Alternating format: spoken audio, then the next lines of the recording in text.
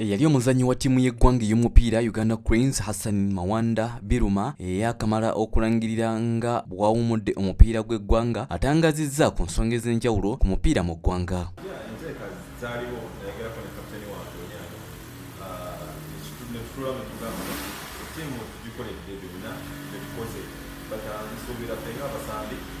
Time kuwe abana abato because abana abato bayogeranga mu tiimu abana abato mu so naffe netuwuliriza omanye kati abawagizi kasa tuwuliriza kye basaba so naffe tuwuliriza because abawagizi batufuna kiki kyetuli era naffe netuwuliriza kiki kye batugamba. Mu kukyala kwe ku maka ga STV Buziga n'okuwayamu ku nsonga z'ebyemizannyo n'omupiira ez'enjawulo, Waswa ayogedde ku nsonga ez'enjawulo. A very successful playing time career.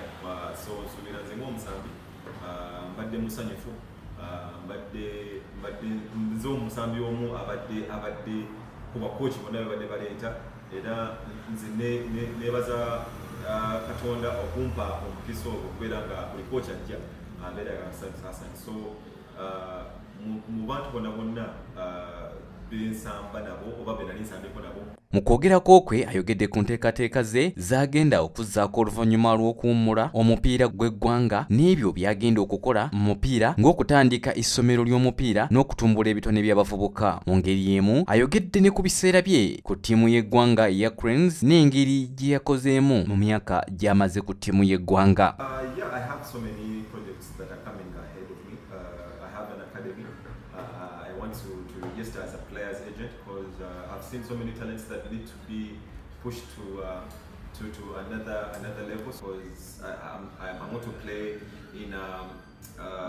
I have I think 4 to 3 years on my club level career.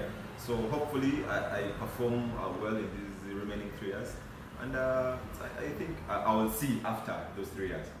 Mbofu bwe bumu ategeezezza nti wadde yawumudde omupiira gw'eggwanga wabula tannaba kuwummula mupiira gwa kiraabu oba akyasamba n'okusoma ku koosi ez'enjawulo ku bukulembeze n'okuddukanya omupiira. Nina bingi ng'omusambi kati omupiira ogwa national team gunamaze but ogwa club level nkyaliko focusinga ku myaka 2 oba 3 oba 4 Katonda nga yagadde but nja kubeera processinga coaching course yange ya CAPSI because kitwanguyiza abadde professional okufuna a certificate kitwandoza omwezi gumu mufunye ebbaluwa eyo. So within that playing time nja kubeera nfuna ebbaluwa eyo ne players ya so nsubira intermediate. Wano wasinziridde n'ayogerako kalulu k'obukulembeze bwa FUFA akengedde n'okuvuganya wakati w'abeesimbyewo era n'ayogera ku bizibu by'obukulembeze mu ggwanga ku mitendera gyonna, naye ng'omukulembeze alina okuddukanya n'okukulaakulanya omupiira mu ggwanga kutwaliza awamu.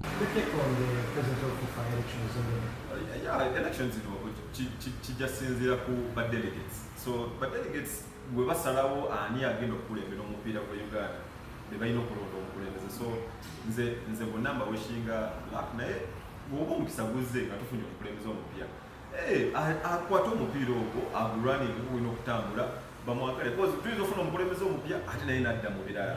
So nsuubira obuzibu bwe tufunye mu bukulembeze bwa Uganda oli ye kasitadda mukulembeze ate ayagala kwonoona baddewo mu ggwanga lyaffe. Museveni ono wajja amukuba Besigye alwana Bobi Wine balwana. So tubeere n'okwo okwagala. Kinajjukirwa Hassan Waswa yasambira ttiimu y'eggwanga emipiira egiwera 75 wakati w'omwaka gwa 2006 n'omwaka 2021 era nga ajjukirwa nnyo okubeera mpagirwaga wa Uganda mu kusamba empaka za Africa eza Africa Cup of Nations emirundi 2 nga yalangirira okuwummula omupiira ogw'eggwanga omwezi ogwokusatu wamu n'abadde kapiteeni wa ttiimu eno Dennis Masinde Onyango. Nze Arafat Musoke ni Saika Yasin Sekalala, STV Select ebyemizannyo.